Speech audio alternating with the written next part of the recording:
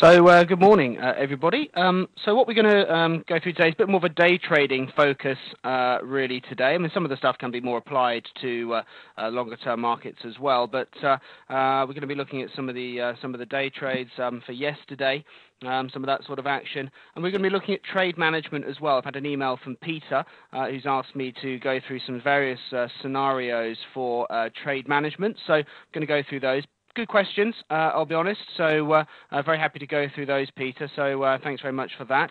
I'm also there's a number of things I'm going to be going through. So what Jerry's not with us today. He's got one or two things he's got to deal with. However, he is here in spirit. So and he sent me through a few bits and bobs to talk about in the fundamental sort of section as well. So I think I'll probably start off with that. There's no real trades in the running right now, so I'm okay to do that. I think we've just taken a little bit of profit on Euro Yen this morning. So and I'll go through that a bit later. There, hi Femi, hi Richard, hi Jeff as well. So we'll go through your question as well there, David, a little bit later. So let's just start off with what's going on sort of news-wise, really. So what we're going to do is just start off with the sort of review at the moment. Now, this is really a little view here from the FT Markets, FT.com markets section there. Small sort of boring session really in the US yesterday, to be honest. Very much sideways action there. If we look back at the S&Ps from yesterday, you'll see the very sort of flat session we had there in the middle, just revisiting those highs there from the high points at 4 o'clock and 8:30 from yesterday. So a very sort of subdued session really, and a bit of a pullback from the Far East, but we still certainly seem to be having a little bit of a vigor coming in right now this morning. FTSE was due up about 25, it's come in up 30, so really pulling back yesterday's losses of about 25 points or so there. So pretty much choppy over the last couple of days there. Couple of things really to think about today as far as really data-wise is concerned. We've got a bond auction today. So do certainly keep an eye out for that. That's tonight, I believe. 10-year bond auction. Give really good indication about how the markets are going to perform over the next few days, I think. So certainly keep an eye out on what the results are for that bond auction there. Data-wise today, if I just go through to the Trend Signal website, click on Free Trading Tools, and then we click on the economic calendar down at the bottom there. We'll see what we've got coming up for today. Really, the main events for today, really focusing around sort of 1:30, 3 o'clock today. So, we've got to say the first thing, the Spanish bond auctions there. Just a little bit of a recap on what Jerry's written there.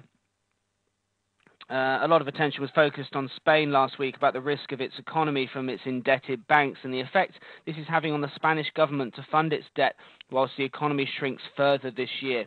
Expectations are that Spanish short-dated bill auction went well on Tuesday, but the 10-year bond auction is critical to see investor confidence or lack thereof in the Spanish economy. Obviously, there's a difference here between short-dated debt and long-dated debt there, so issues with regards to that. If Spanish bond yields do not rise further above 6%, then equity markets and the euro will likely be hit. So certainly keep an eye out for that.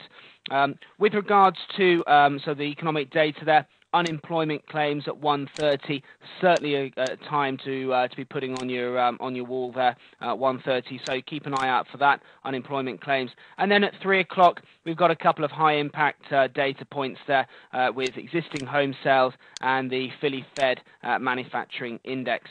Those of you that are not too sure about all this sort of stuff, if you want to know a bit more about some of this economic data, click on the Open Detail button to give you a little bit more information about what the Philly Fed indicator is and really why it's of any interest to traders.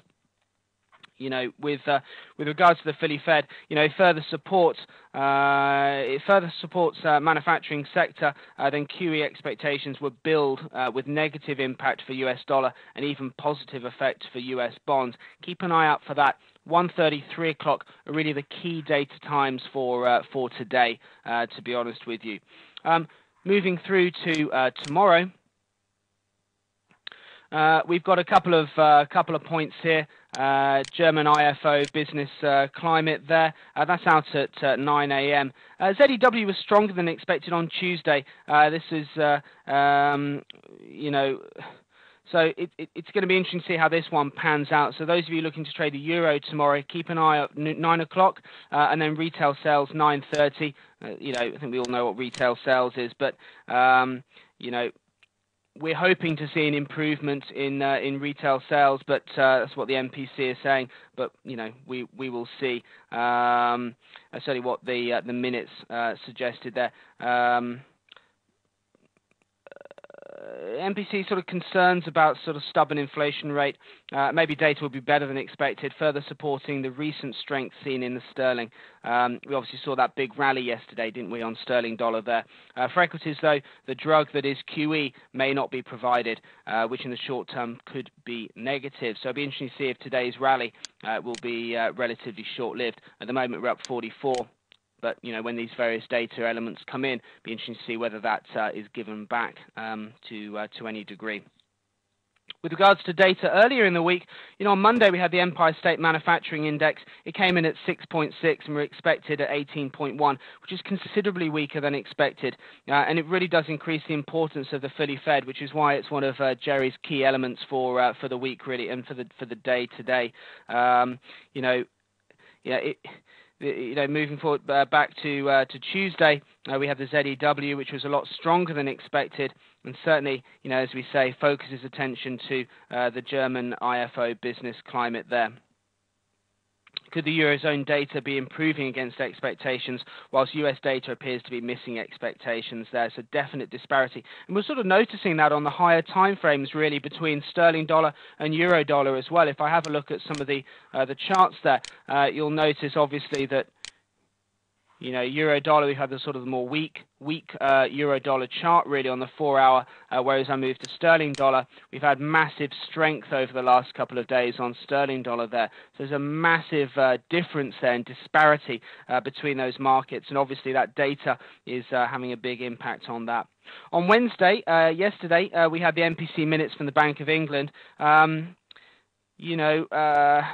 Interest decision, it was unanimous. What we were interested in was whether there was more support for additional quantitative easing in the UK, which would be bearish for sterling dollar.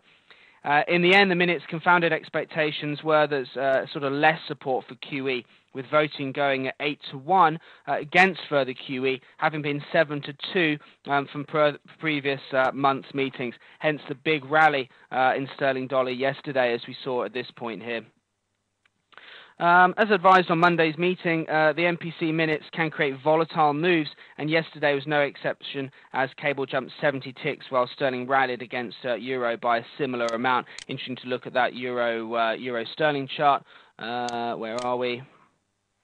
Let me just refresh that. You see that massive fall off on euro yen yesterday being euro sterling being continued this morning. Little continuation trade there at 7:30 there. Not a lot in that really, but certainly dominant trend being continued there, and the data really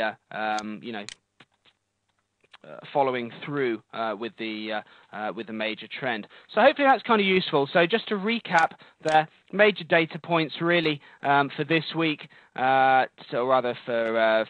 today: 1:30, 3 o'clock, unemployment claims, Philly Fed and existing home sales at 3 o'clock, and then tomorrow it's more about European session really, German IFO, and then retail sales at 9:30. So all about the morning. So we should make for tomorrow afternoon, it'll be a slightly better, slightly more sort of, I don't know, not relaxed session, but you know what I mean, less manipulated session perhaps. Okay, so that's the sort of the economic data part of it. So.